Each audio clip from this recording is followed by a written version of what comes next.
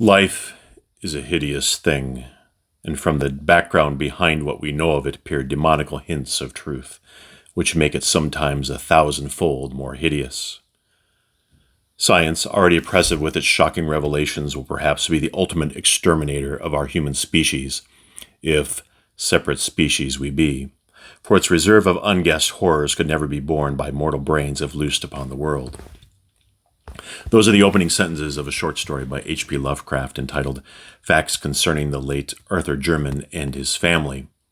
Lovecraft proceeds to give a family history of the Jermyns, going all the way back approximately to the 1700s when an ancestor of Arthur Jermyn explored Africa and discovered an ape kingdom there.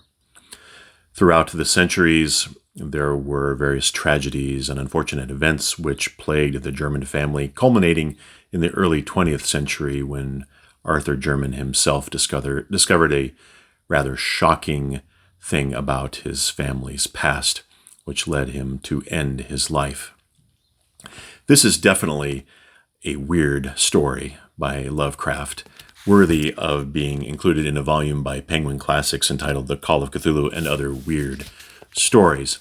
Unfortunately, this particular story is one where some of Lovecraft's racial attitudes do show up.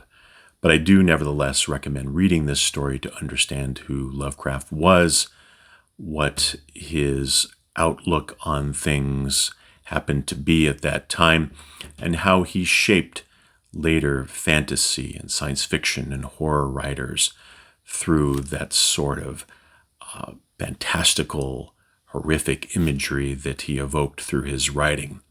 So I recommend it, but be aware of what you might discover within.